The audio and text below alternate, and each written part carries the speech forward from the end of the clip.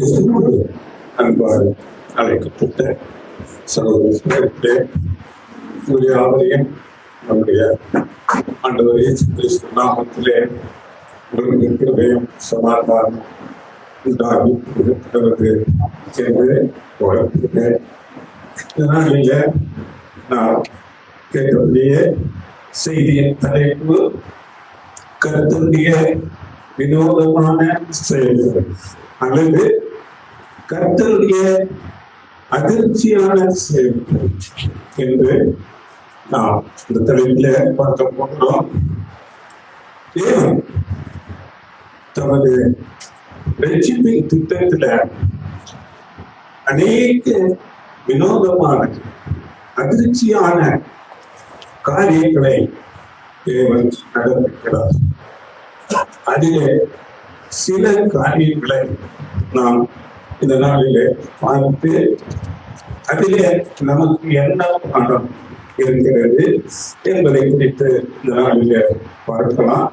அந்த வசனம் படியுங்கள். எஸ்ஐயா 55:8-9. என் நினைவுகள் உங்கள் நினைவுகள் அல்ல, உங்கள் வழிகள் என் வழிகளும் அல்லவென்று கர்த்தர் சொல்கிறார். பூமி பார்க்கிலும் வானங்கள் எப்படி உயர்ந்திருக்கிறதோ அப்படியே உங்கள் வழிகளை பார்க்கிலும் என் வழிகளும், உங்கள் நினைவுகளை பார்க்கிலும் என் நினைவுகளும் உயர்ந்திருக்கிறது.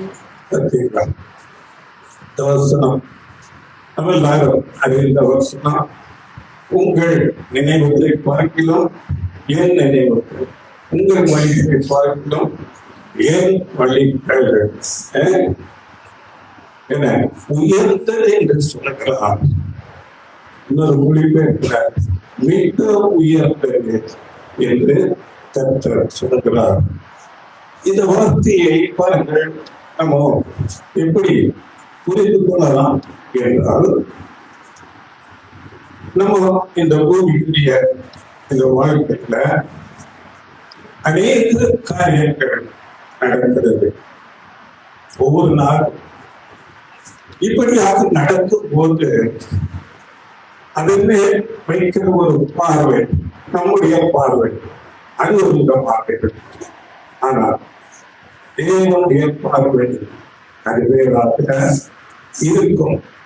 உதாரணத்துக்கு பாருங்கள், நம்ம இந்த சத்தியத்துக்குள்ள வந்திருக்கிறோம். இந்த சத்திய பாடத்துக்கு முதலாவது ஒரு நோட்டீஸ் இல்லாவிட்டால் ஒருவருடைய அழைப்பு உங்க எல்லாருக்கும் கிடைத்திருக்கும், எனக்கும் கிடைத்து. அந்த அழைப்பை நாம் ஏற்றுக்கொண்டு நாம் அந்த ஒரு தொடர் வேத பாட வகுப்புக்கு நம்ம வந்தோம். அப்போ அது வராமல் இருந்திருக்கா இல்லையா? வராமல் இருந்திருக்கா? பாருங்கள், நம்ம எவ்வளவு அசத்தியமான காரியங்களை சத்தியம் என்று நம்பிக்கொண்டு இருந்தோம். ஒரு இருள இருக்கோம், ஆனால் வசுவை காட்டணும் இல்லையா? அப்படிப்பட்ட இருள இருந்து பாருங்கள், நாம் இந்த வேதப்பாட வகுப்பு தொடர் வேதப்பாட வகுப்புக்கு ஏன் போகிறோம் என்று நமக்கு தெரியாது. ஆனால் ஒரு தேடுதல், ஒரு வாய்ச்சி எல்லாரிடத்திலும் இருந்து, அதனால் இந்த சத்தியம் நமக்கு தேவன் கொடுத்தார். அதனால தேவன் இந்த நாளிலே இங்கே நாம் உட்கார்ந்திருக்கும்படியாக இருக்கிறார். அவருடைய மேலான பலமான சத்தியங்களை கேட்கும்படியாக தேவன் இருக்கிறார். அன்றைக்கு நமக்கு தெரியாது நாம் எங்கே போகிறோம், எதற்காக போகிறோம் தெரியாது.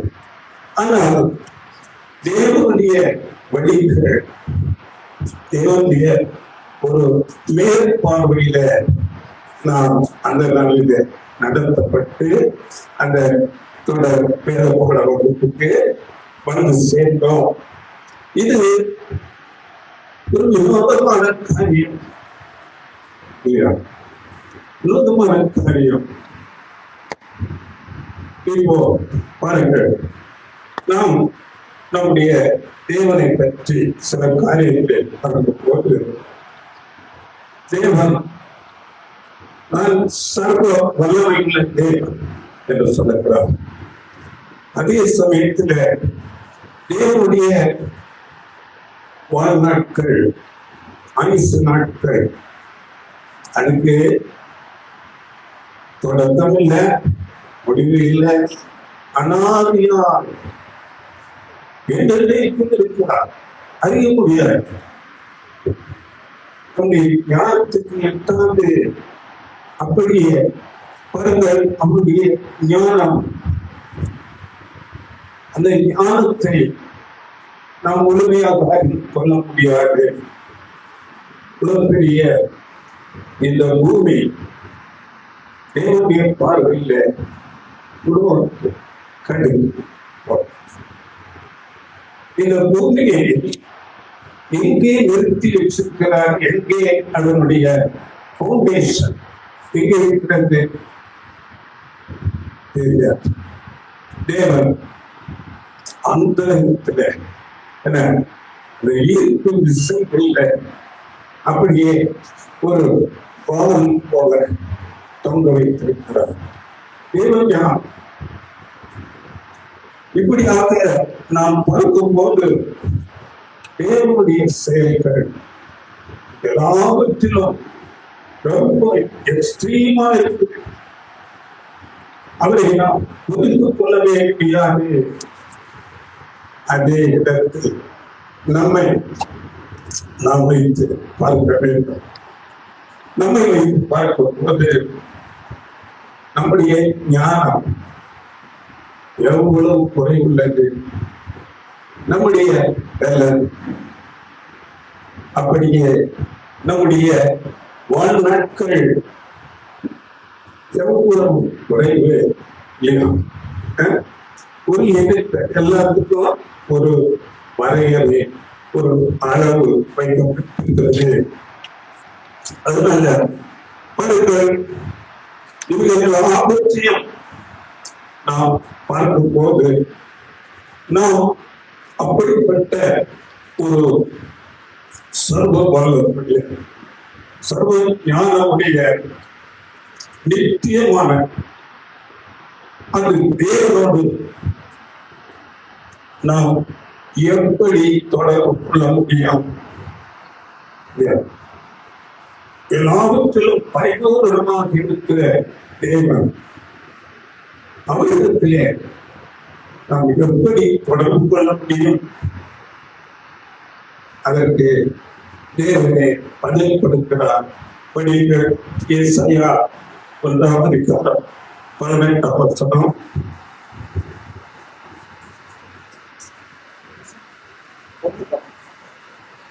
வழக்காடுவோம் வாருங்கள் என்று கர்த்தர் சொல்கிறார். உங்கள் பாவங்கள் சிவனுக்கு இருந்தாலும் உறைந்த மழையை போல் வெண்மையாகும், அவைகள் ரத்தாம்பர சிவப்பாய் இருந்தாலும் பஞ்சை போல் ஆகும். தேவனை அழைக்கிறார், வாருங்கள் வாருங்கள். நம்முடைய மனுஷனும் நம்ம எல்லாரும் பார்த்து தேவன் அழைக்கிறார், வாருங்கள் வழக்காடுவோம். பாருங்கள், உங்கள் பாவங்கள் சிவப்பாய் இருக்குது. அது நன்றாய் தெரிகிற மாதிரி பாவங்கள் இருக்குது. ஆனால் அவைகளை நான் பச்சை போல, இங்கிலீஷ்ல ஸ்னோ என்று சொல்லப்பட்டிருக்கிறது, பனித்துளி போல வெண்மையாக்குவேன். அப்படி என்றால் நான் உங்களை பரிசுத்தமாக்குகிறேன், வாருங்கள் என்று தேவன் அழைக்கிறார். இப்போ பாருங்கள், இப்படி அழைக்கும் போது நம்முடைய அப்போஸ்தலன் பவுல் இன்னொரு விதமாக பேசுகிறார். 1 கொரிந்தியர் 2ஆம் அதிகாரம் 14ஆம் வசனம்.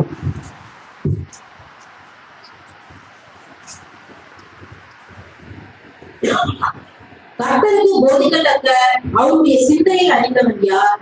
எங்களுக்கு கிறிஸ்துவின் சிந்தை உண்டாயிருக்கிறது. பார்த்தீங்களா? கர்த்தருக்கு யாராவது போதிக்க முடியுமா? ஆனால் சொல்லுகிறார், பாருங்கள், எங்களுக்கோ கிறிஸ்துவின் சிந்தை இருக்கிறது. நாமோ கிறிஸ்துவின் மனதை கொண்டுள்ளோம் என்று சொல்லுகிறார். நாமோ என்றால் நாம் சபை, நாம் கிறிஸ்துவின் சிந்தையை கொண்டுள்ளோம். அதனால தேவன் அழைக்கிறார். இப்போ இதன் பொருளை குறித்து நாம் பார்க்கும்போது பாருங்கள், பிதாவாகிய தேவனுடைய ஒரு சிந்தை, அவருடைய மனத்தை, அவருடைய எண்ணங்களை நாம் அறிந்து கொள்ள முடியாது. அதே சமயத்துல பாருங்கள், இந்த ஒரு அழைக்கப்பட்ட அழைப்புல, இந்த அழைப்புக்குள்ள நாம் எப்படிப்பட்ட ஒரு வாழ்க்கை வாழ வேண்டும் என்று ஆண்டவர் இயேசு கிறிஸ்து மூலமாய் நமக்கு பொதுவான ஒரு அறிவு, ஒரு தெளிவு நமக்கு கொடுக்கப்படுகிறது. நாம் எப்படியாக புது சிருஷ்டியாக வர வேண்டும், அந்த புது சிருஷ்டியை எப்படியாக வளர்க்க வேண்டும் என்று போதுமான ஞானம் ஆண்டவர் இயேசு கிறிஸ்து மூலமாய் நமக்கு கொடுக்கப்படுகிறது. இப்போ பாருங்கள், ஒன்றை நாம் எப்போதும் மனதிலே வைத்துக் கொள்ள வேண்டும். அது நாம் எல்லாரும் அறிந்த வசனம் ரோமர் 8ஆம் அதிகாரம் 28ஆம் வசனம்.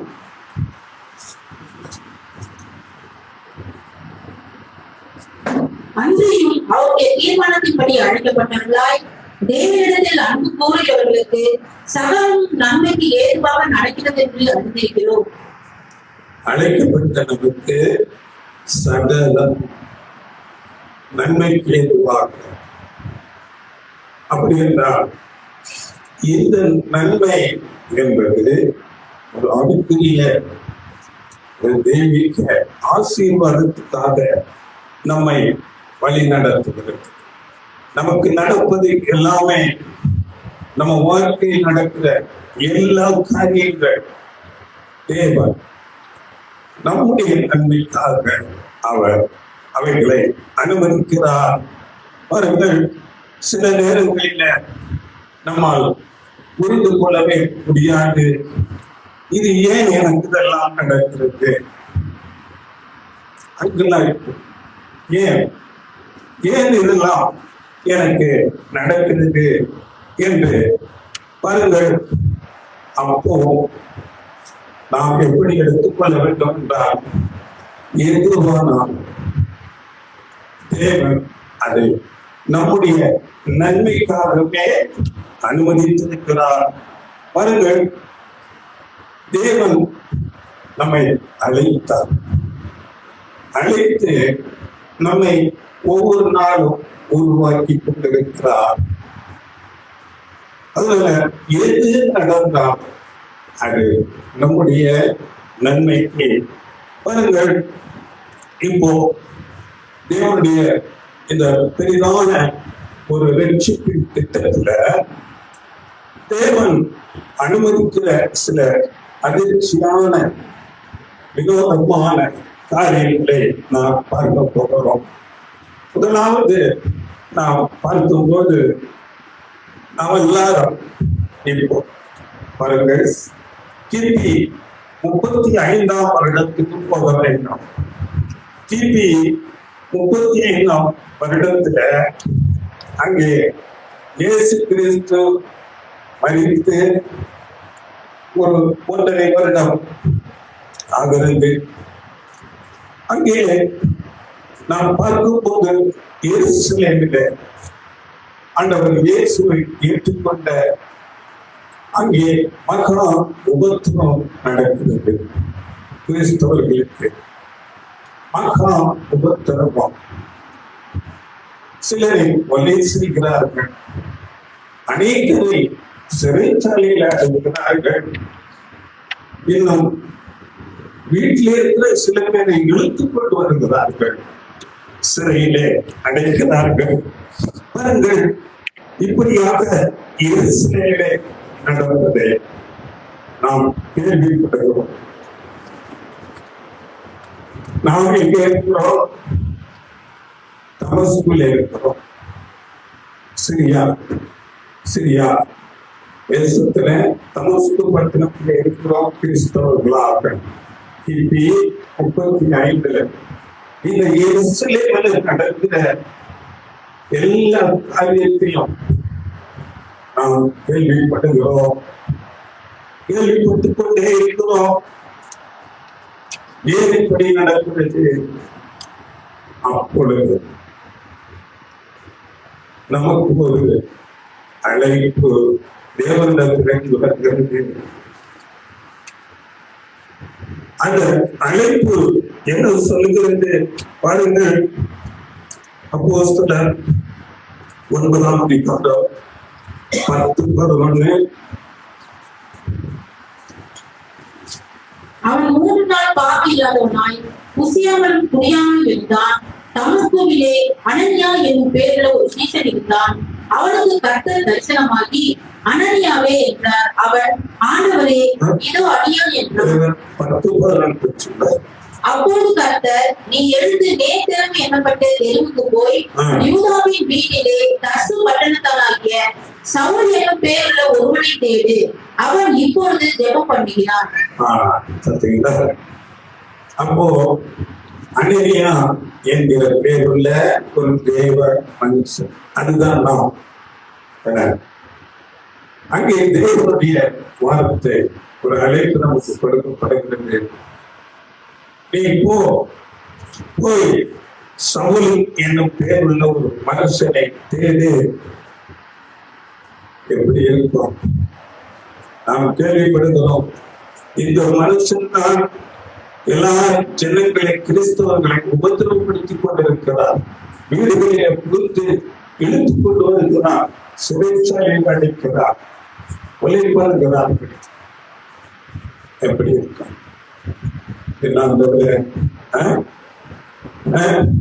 அவதயங்களை தேடி வரலாம்,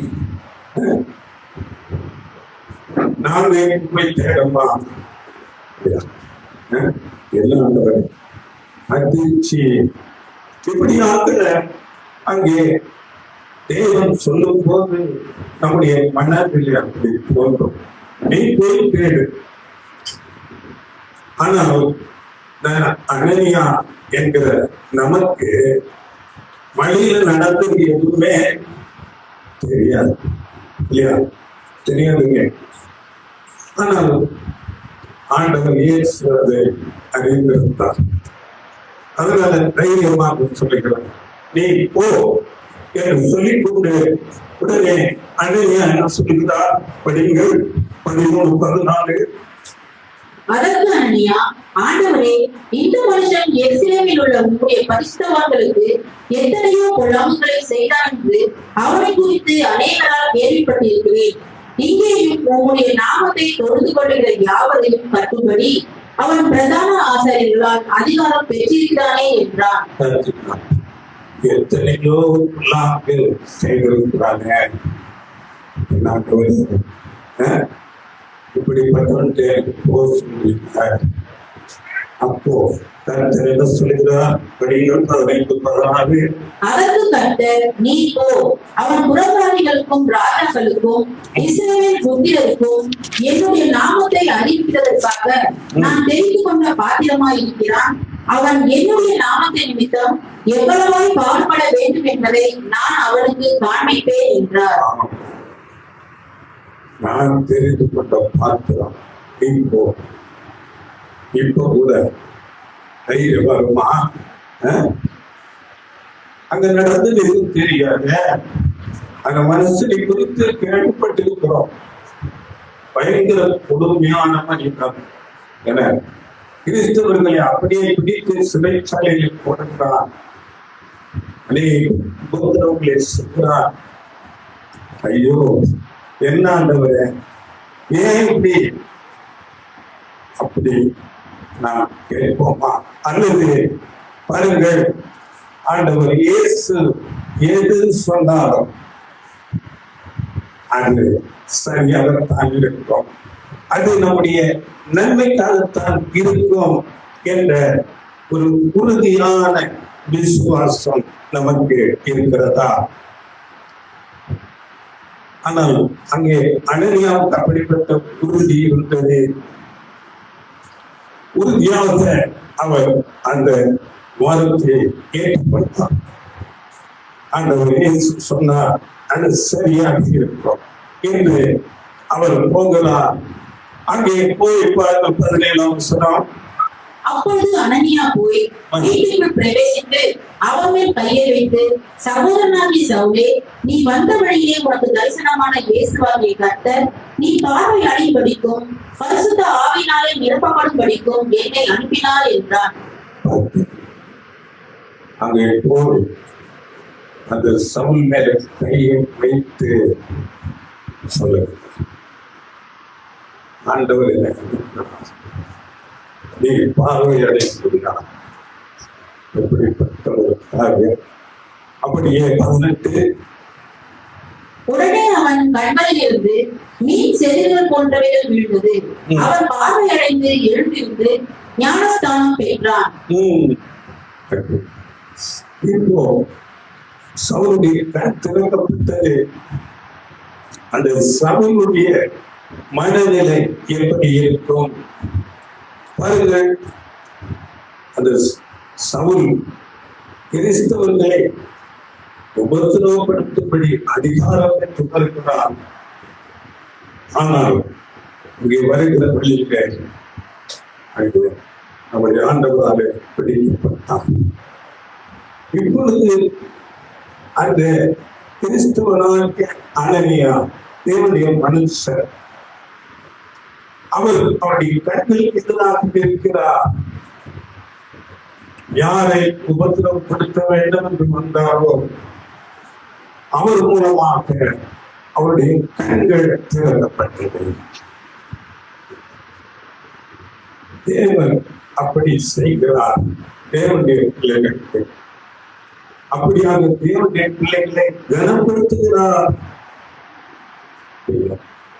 அங்கே சவுல் கண்ணீர் விட்டிருப்பார் இல்லையா? யாரை நாம் அரெஸ்ட் பண்ணணும், யாரை உபத்திரவப்படுத்த வந்தோம், அவர் மூலமாக எனக்கு பார்வை கிடைத்தது என்று சொல்லி உடனே அவர் ஞானஸ்நானம் பெற்று ஆண்டவர் இயேசுவே தேவனுடைய குமாரர் இரட்சகர் என்று அவர் பிரசங்கிக்க பாருங்கள். அன்றைக்கு இந்த அனனியா தேவனுடைய மனுஷன் நாம் தான். கொஞ்சம் கூட அவர் கனவுல கூட அடைந்திருக்க மாட்டார். எப்படி என்று இந்த மனுஷன் சவுல் இவர் மூலமாக வேதத்திலே புதிய ஏற்பாட்டிலே ஒரு 3ஆம் பாகம் நிருபங்கள் எழுத போகிறார். தெரியுமா? தெரியுமா? தெரியாது, மறைக்கப்பட்டது. ஆனால் ஆண்டவர் இயேசு கிறிஸ்து அதை அடைந்திருந்தார். தேவன் அறிவார் இந்த மனுஷன் எப்படிப்பட்டவன், அவன் என்ன செய்ய போகிறான், எப்படிப்பட்ட உபத்திரவங்களை அனுபவிக்க போகிறான், எல்லாவற்றையும் அறிந்திருந்தார். அதனால படிங்க நீதிமொழிகள் 16ஆம் அதிகாரம் 9ஆம் வசனம்.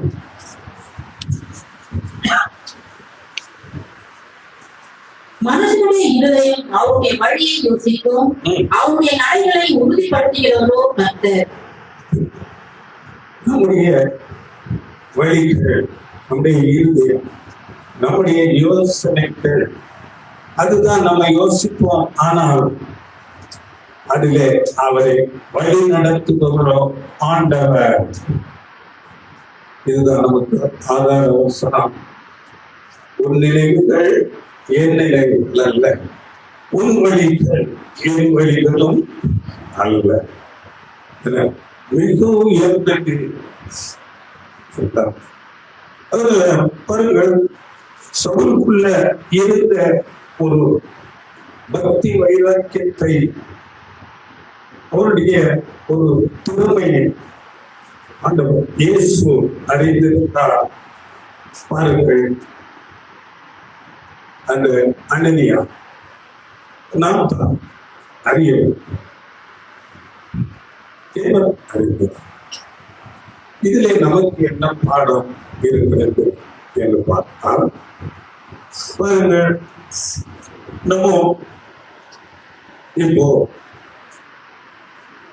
சபைக்குள்ள இருக்கிறோம், சத்தியத்தை கேட்டு இப்போ சில பேர் 20 வருடம் ஆகியிருக்கலாம், சில பேர் 10 வருடம், சில பேர் குறைவாக 1 வருடம் 2 வருடம் ஆகியிருக்கலாம். அப்போ அந்த சத்தியத்திலே தேறின நிலையில் இருக்கிற சகோதரர்கள் சகோதரிகள், அப்படிப்பட்டவர்களை புதிதாக சத்தியத்துக்குள்ளே வருகிறவர்களை நாம் ஒரு ஏளனமாக குறைவாக கணக்கிடக்கூடாது. அவர்களுக்குள்ளே திறமை இருக்கிறது, அதை ஆண்டவர் பார்த்திருக்கிறார், அதனால் அழைத்துக் கொண்டு வருகிறார்.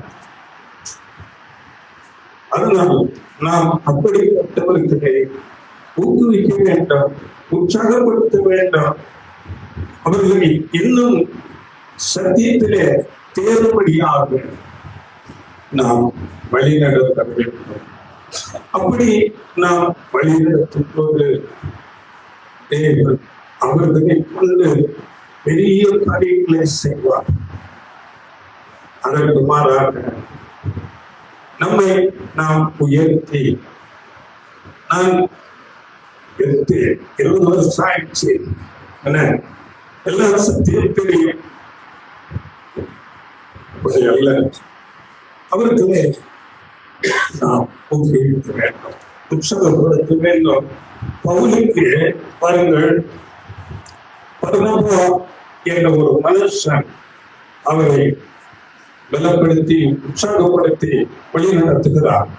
ஏனென்றால் எல்லா கிறிஸ்தவர்களுக்கும் தெரியும், இவர் கிறிஸ்தவர்களை உபத்திரவப்படுத்துகிறவர், ஏற்றுக்கொள்ளவில்லை, அப்போஸ்தலருக்கு ஏற்றுக்கொள்ளவில்லை. ஆனால் பர்னபா அவரை குறித்து சாட்சி கொடுத்து, அவரை பற்றி பேசி எல்லாருக்கும் இலங்க பண்ணி அப்படியாக ஊக்கப்படுத்தினார். பாருங்கள், இது நாம் செய்ய வேண்டிய நமக்கு ஒரு பாடம். மூத்த சகோதரர்கள் சகோதரர்கள் அப்படியாக புதிதாக வருகிறவர்களை நாம் ஊக்கப்படுத்த வேண்டும், சத்தியத்துக்குள்ளே வழிநடத்த வேண்டும். இதுதான் நமக்குரிய பாடம். பாருங்கள், 2வது காரியம், பாருங்கள், இந்த நாளில் இருக்கிறோம் நாம் ஆண்டவர் இயேசு கிறிஸ்து அந்த மரணத்துக்கு போவதற்கு கொஞ்சம் முன்னதாக 33 வருடம் அந்த மரணத்துக்கு போவதற்கு கொஞ்சம் முன்னதாக நாம் எல்லாரும் ஆண்டவர் இயேசு கிறிஸ்துவோடு சீசர்கள் போல, அப்போஸ்தலர்கள் போல நாம் தான் சீசர்கள். இயேசுவோடு நாம் நடக்கிறோம். நடந்து போகும்போது எல்லாருக்குமே பசி, ஆண்டவர் இயேசு கிறிஸ்துவுக்கு பசி, சீசர்களுக்கு பசி. அங்கே ஒரு அத்திமரத்தை பார்க்கிறார்கள், நல்ல இலைகளாக தெரிகிறது, நல்ல கனி இருக்கும் என்று அங்கே போகிறார்கள். ஆனால் அந்த அத்திமரத்துல பழம் இல்லை, வேறு இலை மாற்றமே இருக்கு. ஆண்டவர் இயேசுவை பார்க்கிறார், சபித்து வேதத்துல ஆண்டவர் இயேசு செய்த காரியம் சபித்தது. மற்ற அநேக இடங்களில் நன்மைதான் செய்வார், ஆனால் இங்கே கனி இல்லை, உடனே சபித்து விட்டார். இப்பொழுது பாருங்கள், அந்த சீசர்களுக்கு அவர்களுடைய மனநிலை நாம் தான் நம்முடைய மனநிலை எப்படி இருக்கும்? அவர்களுக்கான பசி, அத்திப்பழம் கிடைக்குமா என்பதுதான் அவர்களுடைய சிந்தனையாக இருக்கிறது. வேறு எதுவும் தெரியாது. ஆனால் ஆண்டவர் இயேசு கிறிஸ்துவுக்கு எல்லாம் தெரியும். இங்கே அந்த வசனத்தை, ஆதார வசனத்தை நாம் பார்க்கும் போது, உங்கள் நினைவுகள் என்ன, உங்கள் வழிகள் வழிகள் அல்ல. பாருங்கள், இதை ஆண்டவர் இயேசு கிறிஸ்து எல்லாவற்றையும் அறிந்து அத்திமரத்தை சமைத்தார். இது நமக்கு இப்பொழுது தெரியும். அந்த அத்திமரம் இஸ்ரேல் ஜனங்களை அடையாளப்படுத்துகிறது, இஸ்ரேல் ஜனங்களை வழிநடத்தின அந்த நாயகர்கள், லீடர்ஸ். அன்றைக்கு பாருங்கள், நன்றாக அங்கே இலை தலைத்தை போல அந்த அத்திமரம் இருந்தது போல தங்களை வெளிப்படுத்திக் கொண்டார்கள். தங்களை நீதிமான்கள் போல, பரிசுத்தவான்கள் போல தங்களை காண்பித்துக் கொண்டார்கள். ஆனால் அங்கே நீதியின் கனி அவர்களிடத்திலே இல்லை. மாய்மாலம் இருந்தது.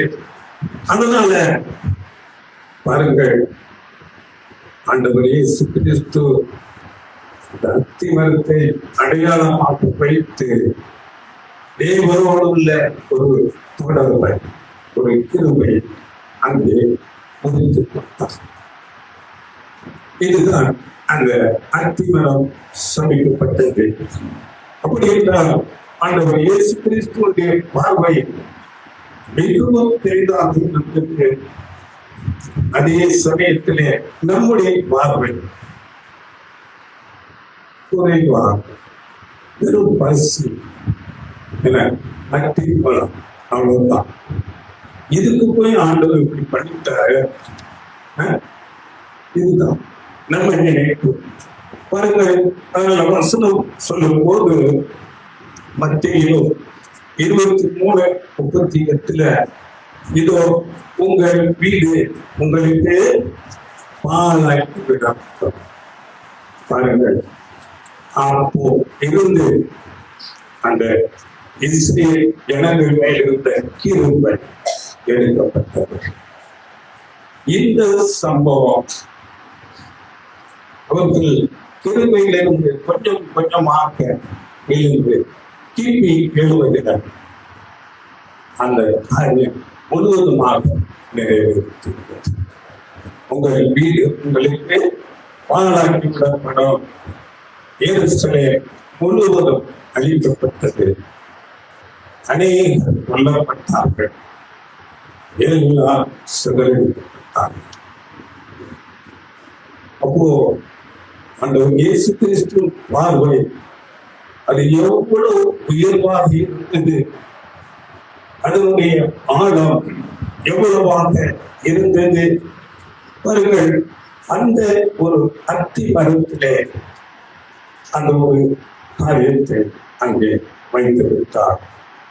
பாருங்கள், நாம் அந்த இடத்துல சீசன் போல இருக்கிறோம் என்றால் நாம் என்ன புரிந்து கொள்ள முடியும்? அவர்களுக்கு அப்பொழுது பரிசுத்த ஆவி கொடுக்கப்படவில்லை. அவர்கள் என்ன புரிந்திருப்பார்கள்? அவர்கள் ஆண்டவர் இயேசு கிறிஸ்துவின் அந்த மிக உயர்ந்த அந்த நோக்கத்தை அவர்கள் அறியாதவர்களாக இருந்தார்கள். அப்படி இந்த நாளில் பாருங்கள், இந்த நாளில் நாம் அநேக யுத்தங்கள் கேள்விப்படுவோம். அநேக யுத்தங்கள், அநீதிகள், தீமைகள் உலகத்திலே பெருகி கூடியிருக்கிறது. இப்படிப்பட்ட சூழ்நிலையை யார் அனுமதித்தது? வேதத்திலே நாம் படிக்கும் போது ஆமோஸ் புஸ்தகத்துல 3வது கதத்துல பாருங்கள், கர்த்தர் செயல் இல்லாமல் உலகில் தீங்கு உண்டாகுமோ? கர்த்தருடைய செயலாக இருக்கிறது. யுத்தங்களின் செய்திகளையும் கேள்விப்படுவீர்கள். தெளிவாக சொல்லப்பட்டது. ஆண்டவர் இயேசு கிறிஸ்து சொல்லும்போது பாருங்கள், லூக்கா 21 பூமியிலே வரும் ஆபத்துகளுக்கு பயந்து எதிர்பார்த்திருக்கிறதுனாலே மனுஷனுடைய இறுதியும் சோர்ந்து போகும். சோர்வு இருக்குதா? எப்போ பெட்ரோல் டீசல் வெளியாகும் தெரியாது, கேஸ் கிடைக்குமா கிடைக்காதா தெரியாது. சோர்வு இருக்குதா? யுத்தம் நிற்குமா இருக்காதா தெரியாது. மனுஷனுடைய இறுதியம் சோர்வு. அப்படியே பாருங்கள், ஆண்டவர் இயேசு மத்தேயுல சொல்லும் போது இவைகளை எல்லாம் காணும்போது அவர் சமீபமா வாசலருக்கே வந்திருக்கிறார். இவையெல்லாம் நமக்கு ஒரு எச்சரிப்பாக காண்பிக்கப்படுகிறது. அதனால இந்த நாட்களில நாம் அதிக பக்தியை வாழ்க்கை அதிகமாக தேவனை கிட்டி சேர்க்கிறவர்களா இருக்கிறது. இதுதான் 2வது ஒரு காரியமாக இருக்கிறது. 3வது ஒரு காரியத்தை நாம் பார்க்கலாம். பாருங்கள், ஒரு அதிர்ச்சியான செயல். பாருங்கள், நாம் இப்போது எல்லாரும் அங்கே ஒரு அரண்மனையிலே உட்கார்ந்திருக்கிறோம். சாலமோன் ராஜா அவருடைய அரண்மனையிலே நாம் உட்கார்ந்திருக்கிறோம். அங்கே 2 ஸ்திரீகள் வருகிறார்கள். அந்த ஸ்திரீகள் வந்து சொல்லுகிறார்கள், ராஜாவை பார்த்து, ராஜாவே, நாங்க 2 பேரும் ஒரே நேரத்தில் ஒரே மாதிரி 2 குழந்தையை பெற்றுக்கொண்டோம். இவங்க என்ன நினைக்கிறாங்கள, குழந்தைய வச்சுட்டு அந்த ஸ்திரீ அவங்க குழந்தைய சரியா கவனிக்காம அது செத்து போச்சு. இப்போ என்னோட பிள்ளைய எடுத்து வச்சுட்டு இருக்கிறாங்க. அந்த பிள்ளைய எனக்கு வாங்கி கொடுக்குறேன். ஆனால் அந்த பிள்ளையை வைத்திருக்கிற அந்த ஸ்திரீ சொல்லுங்க, இல்லை, இதுதான் என்னோட குழந்தை. அந்த என்ன பண்றது? பாருங்கள், எல்லாரும் அரசபையிலே அமர்ந்து என்ற காரியத்தை பார்த்துக் கொண்டிருக்கிறார்கள். சாலமோன் ராஜா ஒரு இடத்திலே தேவ ஞானம் இருக்கிறது.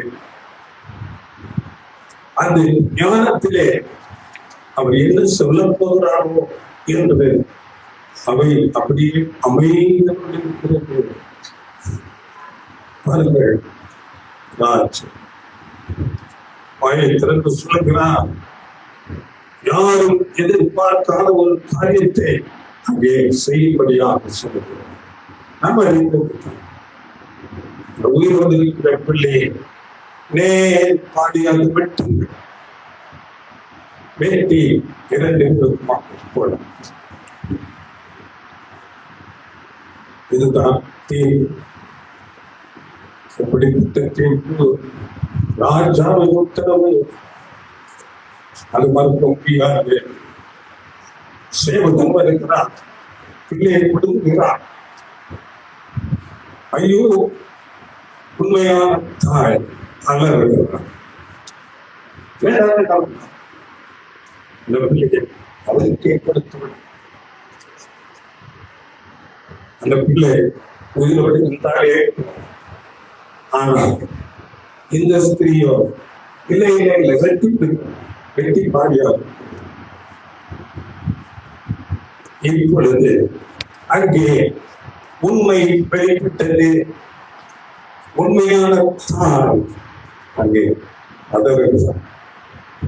அந்த பிள்ளையை வாங்கி அங்கே உண்மையான தாய் கொடுத்தார். தேவன் வசனம் படிங்கள். லூக்கா 7ஆம் அதிகாரம் 35ஆம் வசனம்.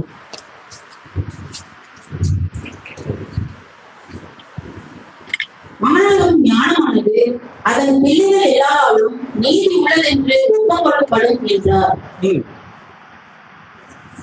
ஞானமானது பாருங்கள், ஞானமானது அதன் பிள்ளைகள் எல்லாரும் நீதி உள்ளதென்று ஒப்புக்கொள்ளப்படும். இந்த வசனம் என்ன சொல்லுகிறது? ஞானத்துக்கு பிள்ளைகள் இருக்கிறார்கள். அந்த பிள்ளைகள் என்ன சொல்றாங்க? ஞானம் நீதி உள்ளது. ஞானம் நீதி. யார் அந்த பிள்ளைகள்? இதை ஒரு அடையாளமாக இந்த வார்த்தை பேசப்படுகிறது. அவர்கள் இதனுடைய உண்மையான பொருள் என்ன என்று நாம் பார்க்கும் போது, தேவனுடைய ஞானம் அங்கே செயல்படும் போது ஒரு தீர்வு, ஒரு ரிசல்ட் வருகிறது. அதுதான் பிள்ளை. இந்த சமூகத்தை எடுத்துக்கொண்டால் அங்கே தேவ ஞானம் வெளிப்பட்டது. உண்மையான தாய் யார் என்று அங்கே விளக்கு.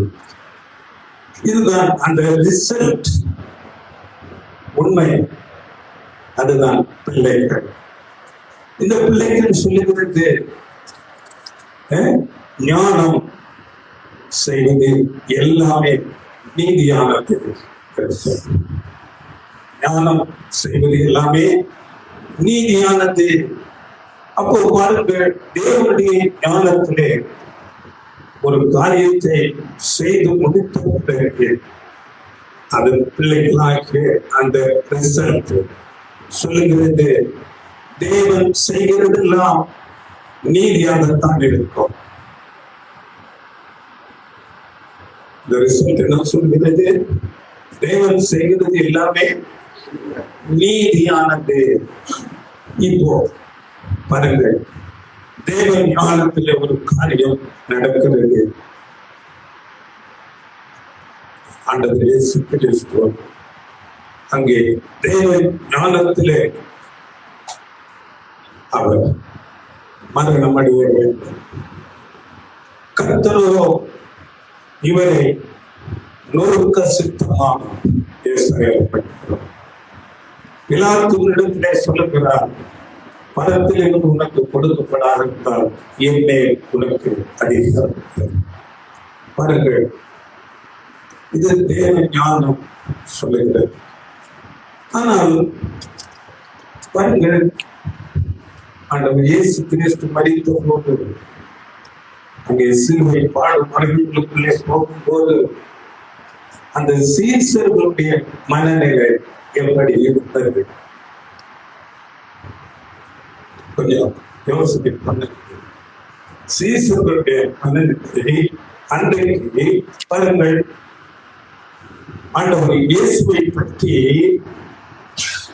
இவர் அந்த ரோம அரசாங்கத்தை வீழ்த்தி இவர் ஒரு ஆட்சியத்தை ஸ்தாபிக்க போகிறார். அந்த ராஜ்யத்துல தாவீது போல இவர் அரசாள போகிறார். அவரோடு கூட நாம் மந்திரிகளாக இருக்க போகிறோம். அந்த மனநிலை ஆனால் ஆண்டவர் இயேசு கிறிஸ்து அவர்கள் பாவிகளோடு குற்றவாளிகளோடு போகிறார். கொடூரமான ஒரு தண்டனையை பெற்றுக்கொண்டு மரணத்துக்குள்ளே போகிறார். சீசுகளுக்கு என்ன நடக்கிறது என்றே புரியவில்லை. தேவ ஞானம் இங்கே செயல்படுகிறது. அதன் ரிசல்ட் தான் நமக்கு தெரியும். தேவனுடைய ஞானம் நீதி செய்யும். அப்படி பாருங்கள், ஆண்டவர் இயேசு கிறிஸ்து மரித்து 3ஆம் நாளிலே மரணத்தை ஜெயித்து எழுந்திருந்தேன். அநேக முறம் இவர்களுக்கு தம்மை உயிருள்ளவராக அவர்களோடு புசிக்கிறார். அநேக நேரங்களிலே பேசுகிறார், இடைப்படுகிறார்.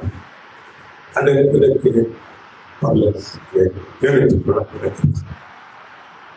எடுத்துக்கொள்ளப்பட்டு பெந்தெகோஸ்தே நாளிலே பரிசுத்த ஆவி அவர்களுக்கு ஊற்றப்படுகிறது. அப்பொழுதுதான் அந்த ரிசல்ட் அவர்கள் சரியாக புரிந்து கொண்டார்கள். அதுவரையிலும் அவர்கள் சரியான நம்பிக்கையிலே இல்லை. அவர்கள் உணர்வில்லாதவர்களாக இருந்தார்கள். இந்த ரிசல்ட் இந்த பரிசுத்த ஆவி பெற்றுக் கொண்ட போது தேவ ஞானம் நீதி உள்ளது என்று கூறப்பட்டது. மற்ற அநேக நேரங்களிலே ஆண்டவர் இயேசு கிறிஸ்துவோடு பேசினார். நான் இது மாதிரி அறிக்க போகிறேன். புறச்சாடி ராஜாக்கள் ஜனங்களுக்கு நான் கொடூரமாக அறிய போகிறேன். ஆனாலும் 3ஆம் நாளிலே எழுந்திருப்பேன். உணர்வில்லை. படிங்கள் வசனம் லூக்கா 18:31-34.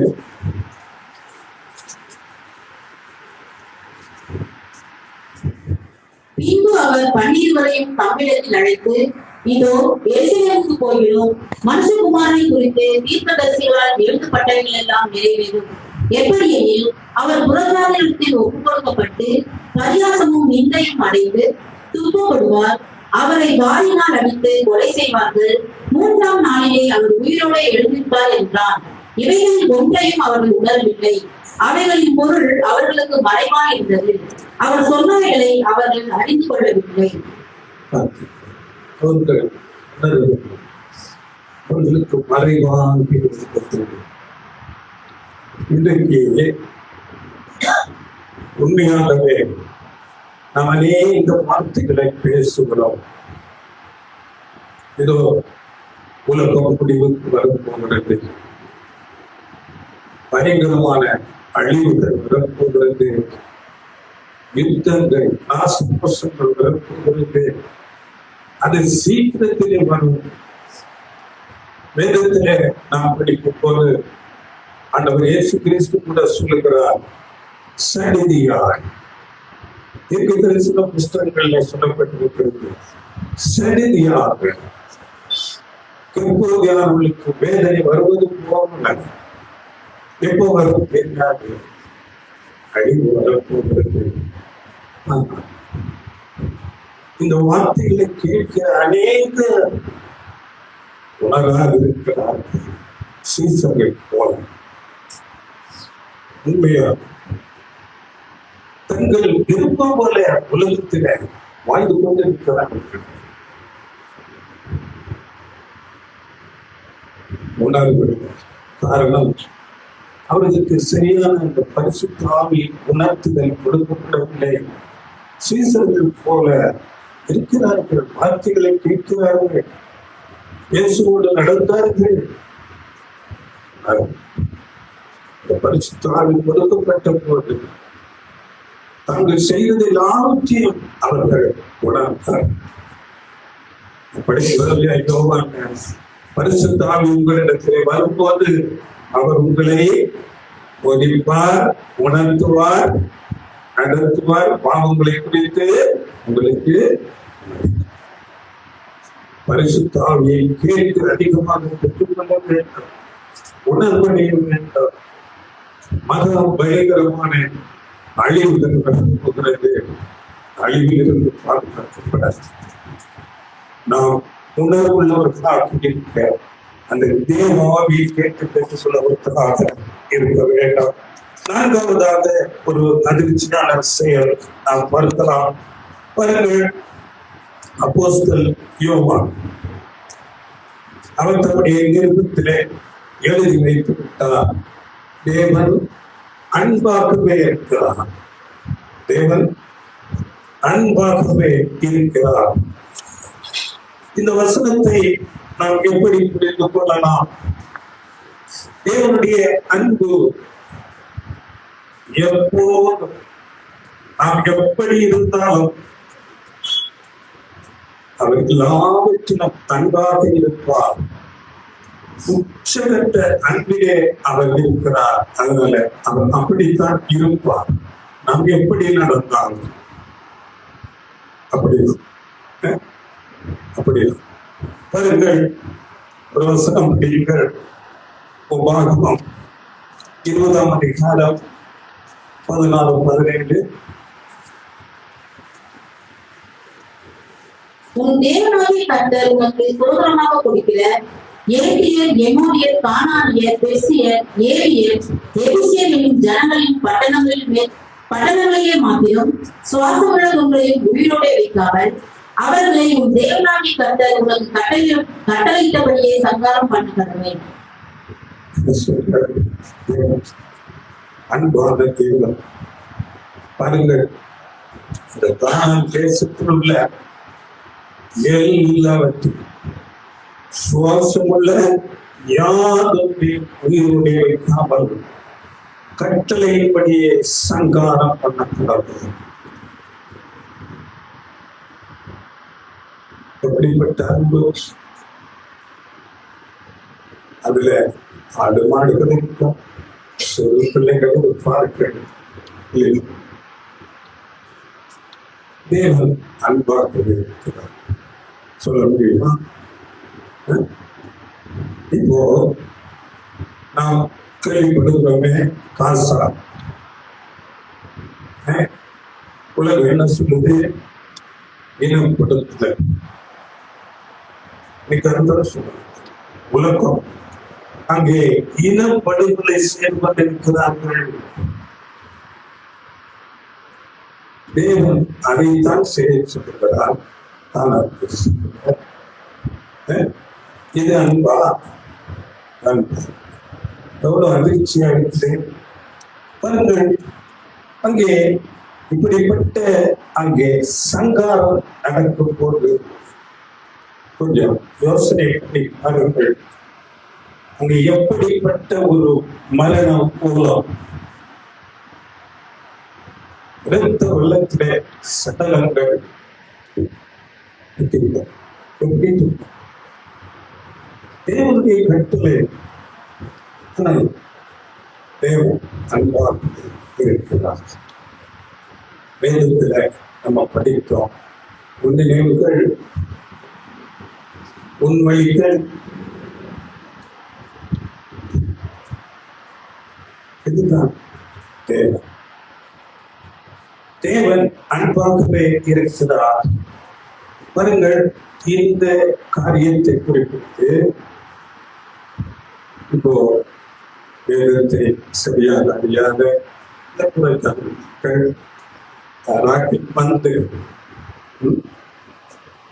நம்மிடத்துல கேட்டால் தேவன் ரொம்ப அன்பு புரிகிறார், ஆண்டவர் இயேசு கிறிஸ்து தம்முடைய குமாரனே அவர் கொடுத்துட்டாரு, இயேசு கிறிஸ்து நம்முடைய ஜீவனையே கொடுத்துட்டாரு, இப்படியெல்லாம் பேசுறீங்க. இது அன்பா? பாத்தியா? கேட்பாங்க இல்லையா? இப்ப என்ன பதில் சொல்லலாம் பாருங்கள். வேதம் இதற்கு பதில் சொல்லுகிறது. உங்கள் வேதத்திலே தான் இருக்கிறது. சுவாசம் உள்ள ஒன்றை நீ உயிரோடை வைக்காது, சங்காரம் பண்ண பதில் இருக்கிறது. முதலாவது பதில். அப்படி கொல்லப்பட்ட ஜனங்கள் தேவனுடைய ராஜ்யத்தில் ஆண்டவர் இயேசு கிறிஸ்துவின் ஈடு பலி புண்ணியத்தில மரணத்திலிருந்து எழுந்து கொள்வார்கள். எனக்கு தெரியும். இது நம்ம வசனம் இருக்குது. 15, 21, 22 மனுஷனால் மரணம் உண்டானபடியால் மனுஷனால் மரணத்திலிருந்து உயிர்த்தெழுதல். ஆதாரங்கள் மரிக்கிறார்கள், கிறிஸ்துவுக்கு உயிர்ப்பிக்கப்படுகிறார்கள். ஏசாயா 26 மரித்தோரை பூமி புறப்பட பண்ணும். ஏசாயா 26:9 நியாய தீர்ப்புகள் இந்த பூமியில நடக்கும்போது பூச்சி குறித்து குடிகள் நீங்கி கற்றுக்கொள்வார்கள். அப்படியே ஏசாயா 52:10 படித்து பாருங்கள்.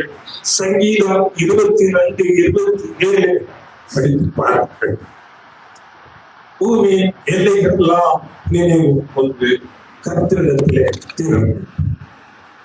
ஆனால் இதை பற்றி நாம இருந்தோமே பழைய சபை இருளில இருக்கிற சபைக்கு என்ன சொல்லுகிறது? அவர்கள் பாவிகள்.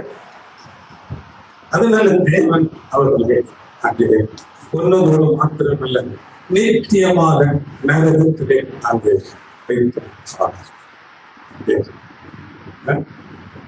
இது நீதியா? அவர்களுடைய புரிந்து கொள்ளும் தவறாக இருக்கிறது.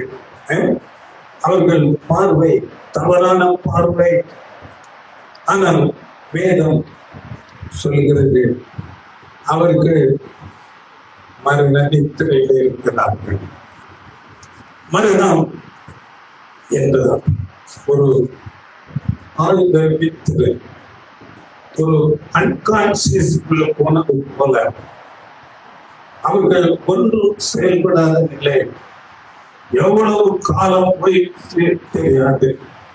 அப்படிப்பட்ட நிலைக்கு அவர்கள் போய்விட்டார்கள். தேவன் அவர்களை அப்படியாக ஒரு நித்திரைக்குள்ளே கொண்டு போய்விட்டார்.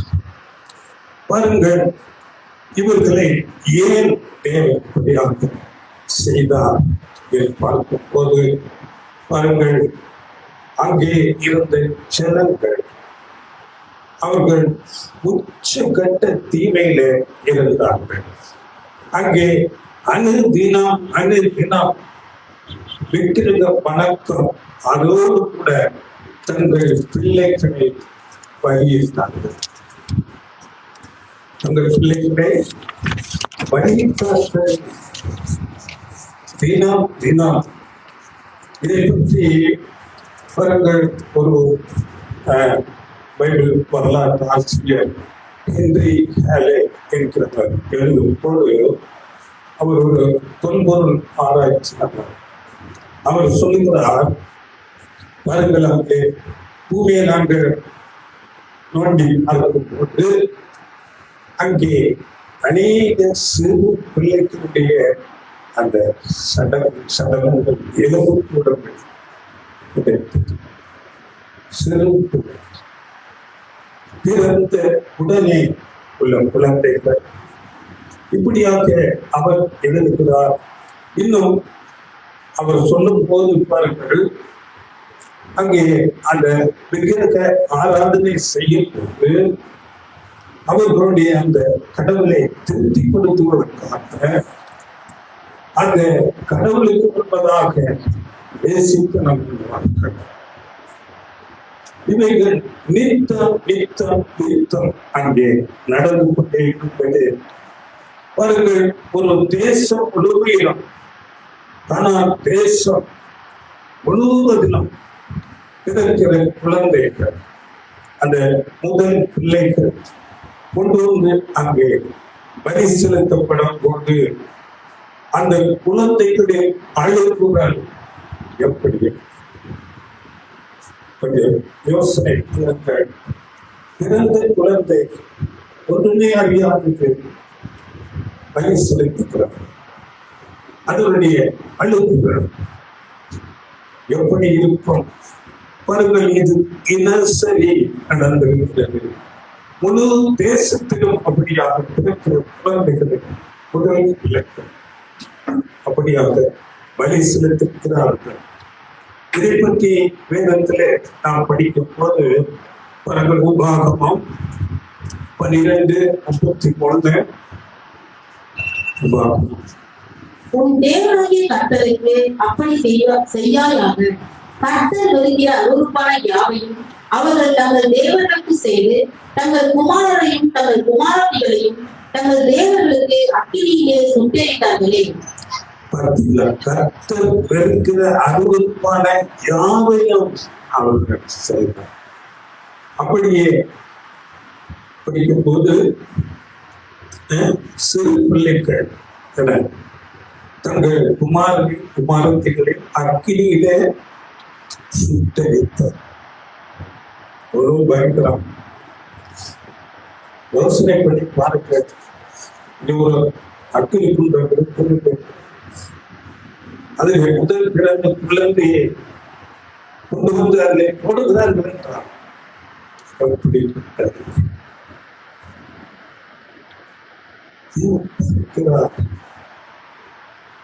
எவ்வளவு அநீதியான காரியங்கள், தேவன் வெறுக்கிற காரியங்கள். ஆனாலும் தேவன் அவரிடத்திலே அந்த நேரத்தில் ஒரு வார்த்தை பேசுகிறார். ஆதியாகமத்தில் 15:16 வசனம்.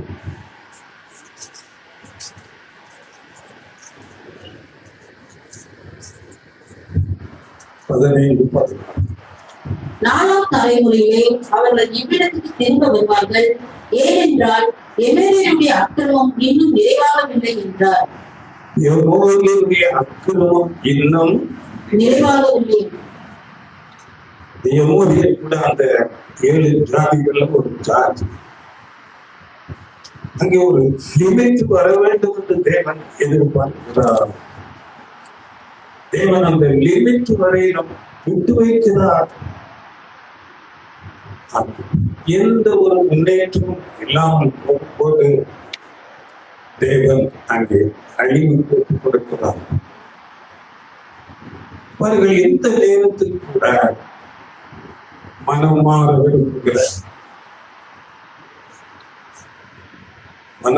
விரும்புகிறவர்களை அவர் காப்பாற்றுகிறார். இதற்கு ஒரு உதாரணம் சொல்ல முடியுமா? கானான் தேசத்துக்கு அந்த வேசி பாதுகாக்கப்படுகிறாங்க. கேள்விப்படுகிறார் தேவனுடைய செயல் உணர்வு அடைகிறார்கள். உங்கள் தேவன் தான் ஐயாத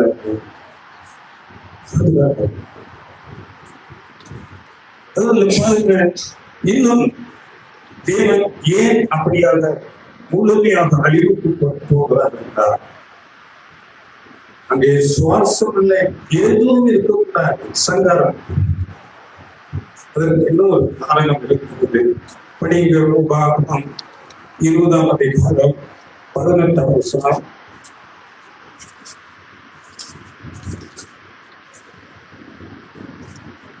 அவர்கள் தங்கள் தேவர்களுக்கு செய்கிற தங்களுடைய சகல அருவருப்புகளின்படியே நீங்களும் செய்ய உங்களுக்கு கற்றுக் கொள்ளாமலும், நீங்கள் உங்கள் தேவனாகிய கர்த்தருக்கு விரோதமாய் பாவம் செய்யாமலும் இருக்கும்படி இப்படி செய்ய வேண்டும்.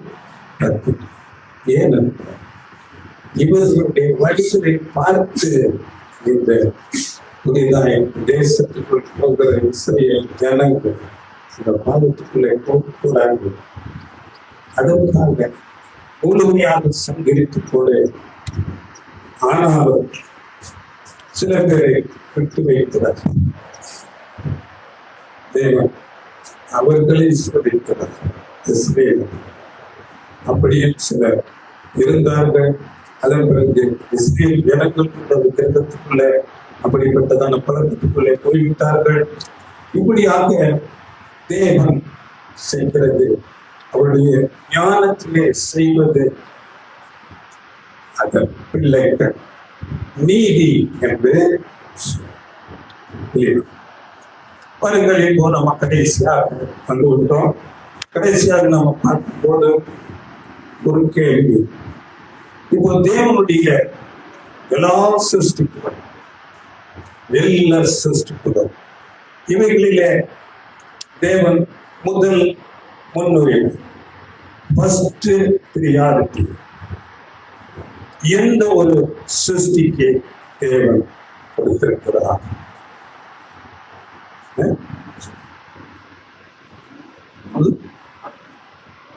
அனுப்புவோம்.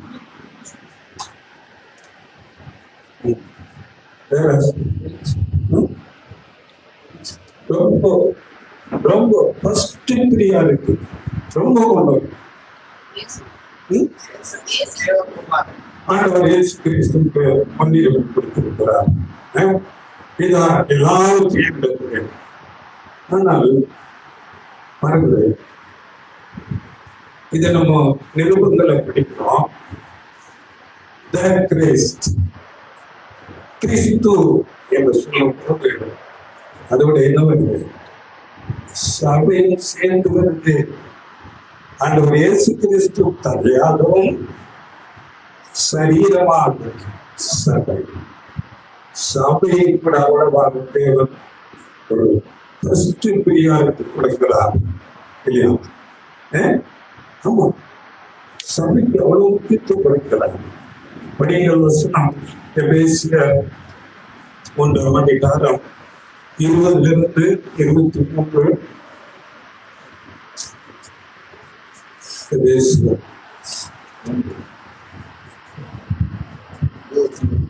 1ஆம் அதிகாரம் 20.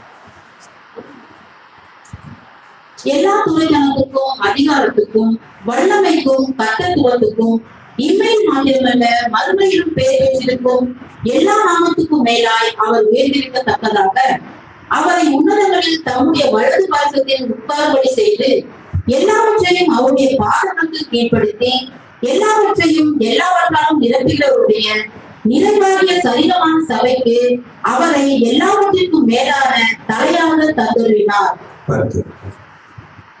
சரீரமாக சபையிற்கு தலையாக இருக்கிறார். இங்கே 24 வசனத்துல பாருங்கள், இன்னொரு மொழிபெயர்ப்புல திருச்சபையே அவரது உடல், எங்கும் எல்லாவற்றையும் நிரப்புகின்ற அவரால் அது நிறைவு பெறுகிறது. அந்த சரீரம் தலையோடு சேரும் போதுதான் அது பூரணம்.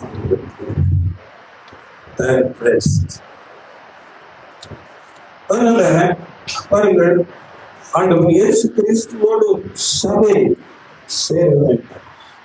அதுதான் ஒரு முழுமையான ஒரு கிறிஸ்துவாக மாறுகிறது. அதனால சபையை குறித்து ஒரு வசனையை பேசிய 1ஆம் அதிகாரம் 4ஆம் வசனம். தமக்கு முன்பாக நாம் அன்பில் பரிசுத்தம் உள்ளவர்களும் குற்றமில்லாதவர்களுமாய் இருப்பதற்கு அவர் உலக தோற்றத்துக்கு முன்னே கிறிஸ்துவுக்குள் நம்மை தெரிந்து கொண்டபடியே. உலக தோற்றத்துக்கு முன்னே கிறிஸ்துவுக்குள் நம்மை சபை தெரிந்து கொண்டிருக்கிறார். பாருங்கள், இந்த ஆண்டவர் இயேசு கிறிஸ்து நமக்கு சபைக்கு தலைவி. அவர் இந்த பூமிக்கு வருகிறார். பிதாவின் சித்தத்தின்படி இந்த பூமிக்கு வருகிறார். இங்கே வந்து பிதாவுக்கு முழுவதுமாக தன்னை தாழ்த்தி கீழ்ப்படிந்து அவர் சுத்தம் செய்து முடித்து பரலோகத்துக்கு எழுந்தவர்களி அங்கே தேவனுடைய வலது வாரிசத்திலே உட்கார்ந்தார். படிகள் வெளிப்படுத்தல் 3 21 3 அவர் மேல் மாளிகை முழுவதும் இசைவாய் இணைக்கப்பட்டு நான் ஜெயம் கொண்டு என் பிதாவினுடைய சிங்காசனத்திலே அவரோடு கூட உட்கார்ந்து போல ஜெயம் கொள்ளுகிறவன் எவனும் அவனும் என்னுடைய சிங்காசனத்தில் என்னோடு கூட உட்காரும்படிக்கு நான் சொல்றேன். ரொம்ப முக்கியமான வசனம். இங்கே அவர் ஜெயம் கொண்டு உட்கார்ந்தது போல ஜெயம் கொள்ளுகிறவன் எவனோ சபையைத்தான் பார்த்து சொல்றேன். அவனும் என்னுடைய சிங்காசனத்தில் என்னோட கூட உட்காரும்படி அவர் ஒரு சிங்காசனம் என்னுடைய சிங்காசனம் அப்படின்னா என்ன அர்த்தம்? சிங்காசனம் அதிகாரம், இன்னொன்னு ஆளுகை, இன்னும் சாவாமை, இம்மாற்றல். ஆண்டவர் இயேசு அதை பெற்றுக் கொண்டார். சபைக்கு அதை தருவீரன் கொடுக்கப்பட்டிருக்கிறார். இந்த இம்மார்டாலிட்டி, சாவாமை என்பது ஒரு ரொம்ப ரொம்ப அழுத்தமான வார்த்தை. அவர்கள் இந்த நிலைக்கு வருகிறவர்கள் சாவதே இல்லை, சாகவே முடியாது அவர்களால். அப்படிப்பட்டவர்களால் நம்முடைய சரீர பிரகாரமாகவோ இல்லாவிட்டால் மன ரீதியாகவோ எந்த ஒரு டிப்ரெஷனுக்குள்ள அங்கே ஒதுங்கி போக முடியாது. எந்த சூழ்நிலை வந்தாலும் அவர்கள் அப்படியே இருப்பார். நம்ம அப்படியா சில சூழ்நிலையோ இப்படி ஆகிப்போச்ச அதுதான். ஆனால் சாவாமை உள்ள நிலை என்பது எந்த சூழ்நிலையிலும் அவர்கள் ஒடுங்கி போவதில்லை. இன்றைக்கு உலக ராஜ்யங்களில நாம் பார்க்கும்போது பெரிய வல்லரசு அமெரிக்கா யுத்தம் பண்ணி கொண்டிருக்கிறது. பாருங்கள், ஈரான் இந்த வல்லரசு நாடு இதோட மோதுகிறது. அவர் எத்தனையோ போர் விமானங்களை இழந்திருக்கிறார். வல்லரசு நாடு அநேக ராணுவ வீரர்கள் மறைந்திருக்கிறார்கள். எப்படி இருக்கும் பிரசிடென்ட்? ஐயோ, நம்ம ஈஸியா மீட் பண்ணலாம் நினைச்சோம். அப்படி ஆகாது. சாவாமையுடைய வைத்தது வேதத்துல தேவன் பற்றி சொல்லும் போது ஏசாயா 14ஆம் அதிகாரத்துல அவர் நினைத்தபடியே நடக்கும், அவர் நிர்ணயித்தபடியே நிலை நிற்கும். 27ஆம் வசனம் 14:27 ஏசாயா. சேனைகளின் கர்த்தர் இப்படி நிர்ணயித்திருக்கிறார், யார் அதை வியத்தமாக்குவான்? அவருடைய கை நீட்டப்பட்டிருக்கிறது, யார் அதை திருப்புவான்? யார் வியத்தமாக்குவார்? யார் சீர்குலைக்க முடியும்? தேவன் இப்படி நிர்ணயித்தார், அது அப்படி. இதுதான் சாகாமை உள்ளவர்கள். வேதத்திலே நாம் படிக்கும் போது ஆண்டவர் இயேசு கிறிஸ்துவுக்கு முன்னதாக ஒரே ஒருவர் அப்படிப்பட்ட நிலையிலே இருந்தார். தேவன் 1 தீமோத்தேயு 6ஆம் அதிகாரம் 14ஆம் வசனத்திலே படிக்க வேண்டாம். ஒருவராய் சாவாமை உள்ளவர். அந்த ஒரு நிலைக்கு ஆண்டவர் இயேசு கிறிஸ்து வருவதாக அவர் இந்த பூமியில இருக்கும் போதே பேசுகிறார். யோவான் 5ஆம் அதிகாரம் 26ஆம் வசனத்திலே அப்படி சொல்லுகிறார். படிக்க யோவான் 5:26. ஏனெனில் பிதாவானவர் தம்மில் தாமே ஜீவனுடையவராய் இருக்கிறது போல குமாரனும் தம்மில் தாமே ஜீவன் உடையவராய் இருக்கும்படி அருள் செய்திருக்கிறார். பார்த்தீங்களா? அருள் செய்திருக்கிறார். தம்மை தாமே ஜீவன் உடையவரார். அந்த ஜீவனை அவர் எப்பொழுது பெற்றுக்கொண்டார் என்றால், அவர் தேவனுக்கு முழுமையாக தன்னை தாழ்த்தி முழுவதும் கீழ்ப்பிடித்த போது அநேக சோதனைகள் உண்டாக போல் அதன் பிறகு ஜீவனை விட்டு உயிர்த்தெழுந்து அதை பெற்றுக் கொண்டார்.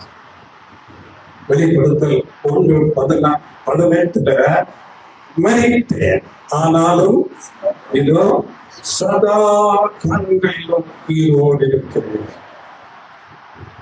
கர்த்தர் இயேசு இனி மரிப்பதே அப்படிப்பட்ட ஒரு நிலைக்கு போய்விட்டார்.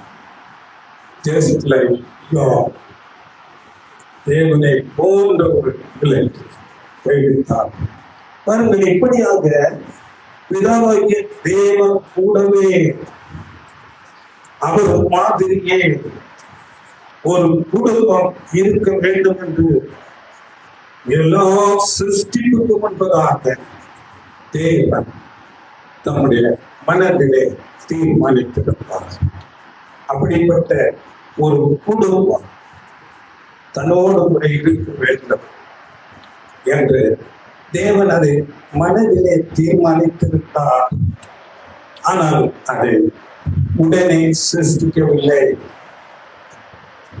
ஏனென்றால் பாருங்கள், அந்த படைப்பின் தன்மை அப்படி, அது சாகாமை என்ற தன்மைக்கு உரியது. அந்த படைப்பு அவரோடு கூட இருக்கிற அந்த குடும்பம் எப்போதும் சாகாத நிலையில அவரோடு கூட இருக்க வேண்டும். இது தேவனுடைய மனதில அநாதிகம் துவக்கத்திலிருந்தே இருக்கிறது. பாருங்கள், அந்த சாவாமை அந்த நிலைக்கு வருகிறவரை அழிக்கவே முடியாது. மரணம் வரவே வராது. அப்படிப்பட்ட ஒரு ஜீவன் பெற்றுக்கொண்டவருக்கு பிற ஆதாரங்கள் எதுவும் தேவையில்லை. இப்ப நமக்கு ஆதாரம் வேண்டும், தண்ணீர் வேண்டும், காற்று வேண்டும், வெளிச்சம் வேண்டும். ஆனால் அப்படிப்பட்டவர்களுக்கு அது ஒன்றுமே தேவையில்லை. அதுதான் இம்மார்டாலிட்டி. இப்போ இப்படிப்பட்ட ஒரு விசேஷமான தன்மையை பெற எவ்வளவு பெருமையான ஒரு ஜீவன்.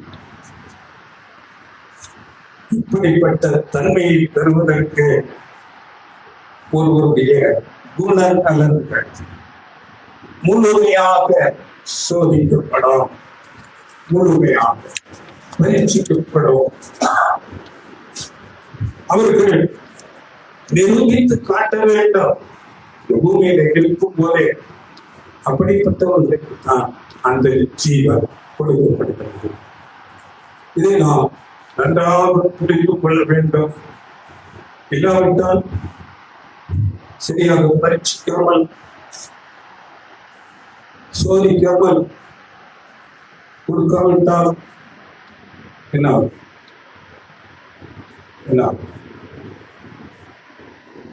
கலகம் உண்டாகும், சாகாமை நிலை.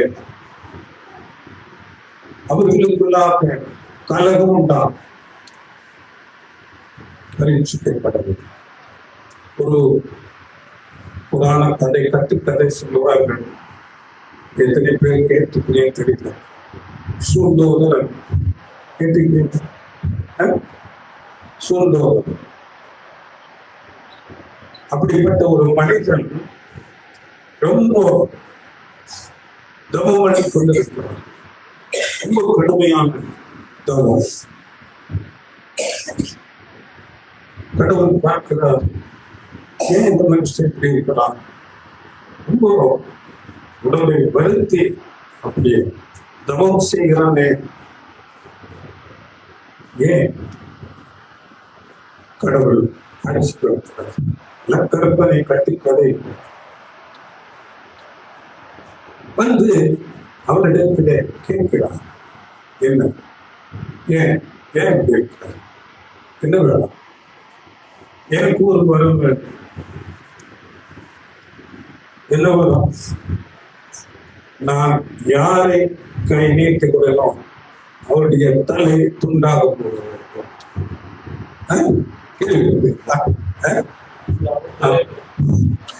இதை நாம் படிச்சு பார்க்க வேண்டும். உடனே முன்னிடம் என்ன கடவுள் மயங்கி போய்விட்டார். அவனை அப்படியாக வேறு விதமாக பட்டுக்கிறார். அப்படி ஆயிடுங்க சாவாமை மரணமே இல்லாத நிலை.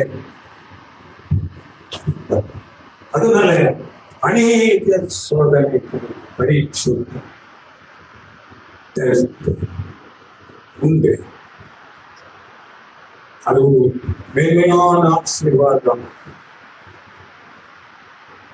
இயேசு கிறிஸ்துவோடு பிதாவாகி தேவனோடு ஒரு குடும்பமாக இருக்க ஒரு ஆசீர்வாதம்.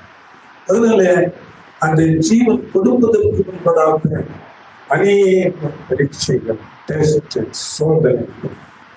படிக்கிற 1 பேதுரு 4ஆம் அதிகாரம் 12ஆம் வசனம்.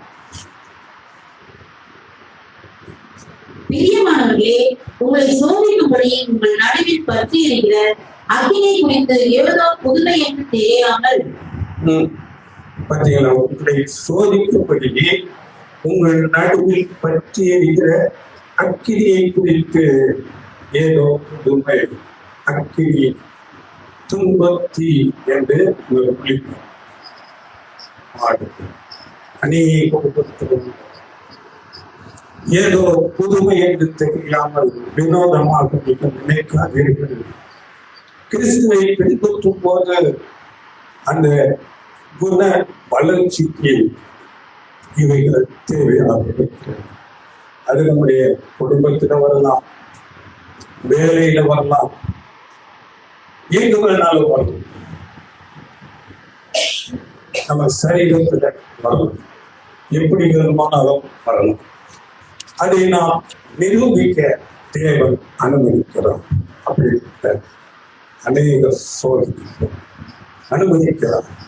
அப்பொழுது நாம் இது நம்முடைய நன்மைக்காக தேவன் அனுமதித்திருக்கிறார் என்று தேவனுக்கு நன்றி சொல்கிறவர்களாக இருக்க வேண்டும். அப்படிப்பட்ட ஒரு பெரிய ஆசீர்வாதத்தை பெற தேவன் நம்முடைய அன்பை பரிசோதிக்கிறார், நம்முடைய கீழ்ப்படிதலை பரிசோதிக்கிறார்.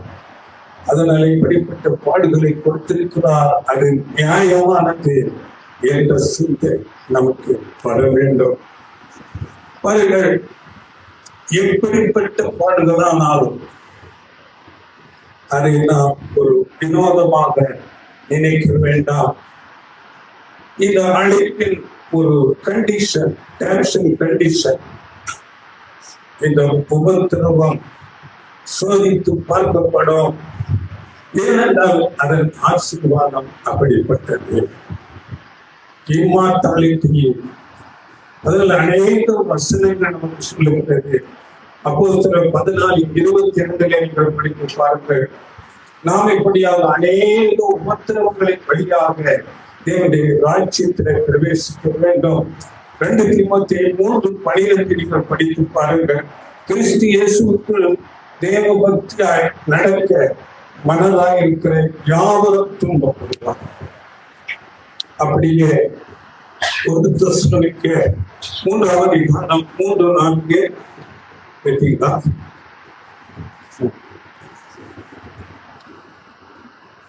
இப்படிப்பட்ட உபத்திரவங்களை சகிக்க நாம் ஏற்கப்பட்டிருக்கிறோம் என்று நீங்கள் அறிந்திருக்கிறீர்களே. நமக்கு உபத்திரவம் வரும் என்று நாங்கள் உங்களுக்கு இருந்தபோது உங்களுக்கு முன்னறிவித்தோம். அப்படியே வந்து நேரிட்டது என்றும் அறிந்திருக்கிறீர்கள். சகிக்க நியமிக்கப்பட்டிருக்கிறீர்கள். பிலிப்பியர் 1:29 அங்கே சொல்லப்பட்டிருக்கிறது. பாருங்கள், இதை ஆண்டவர் இயேசு கிறிஸ்துவை விசுவாசிப்பதற்கு மாத்திரமல்ல, அவருடைய பாடுகளுக்கு உபத்திரவத்துக்கு நீங்கள் பண்புள்ளவர்களாக இருக்கிறீர்கள். அதனால நம்மை நாம் ப்ரூவ் பண்ண வேண்டாம். சரி, அநேக சூழ்நிலை, அநேக அனுபவங்கள் நமக்கு கொடுக்கப்படும். அவர்கள் இந்த சத்தியத்தின் கொள்கைகளிலே காம்ப்ரமைஸ், சத்தியத்துல கொஞ்சம் அப்படி இல்லை இப்படி என்று காம்ப்ரமைஸ் பண்ணுகிற மாதிரி சூழ்நிலைகள் கொடுக்கப்படும். ரொம்ப கவனம். சத்தியம் எப்போதும் மாறாது. படிகள் வசனம் 1 பேதுரு 1:7.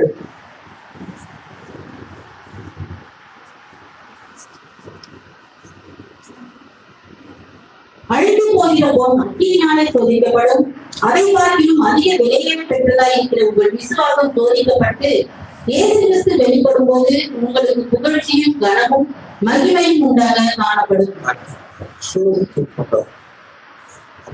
புகழ்ச்சி சோதிக்கப்படுமோ? அதனால நாம் எதிர்பார்க்காத காரியங்கள் வரலாம். அது வினோதமாக இருக்கும். தேவன் அனுமதிக்கிறார். தேவனுடைய குணாம்சத்தை அவர் சீர்படுத்தி பலப்படுத்துகிறார். இதை நாம் புரிந்து கொள்ள வேண்டும். அதனால பாருங்கள், குணலட்சணம் புரியுது.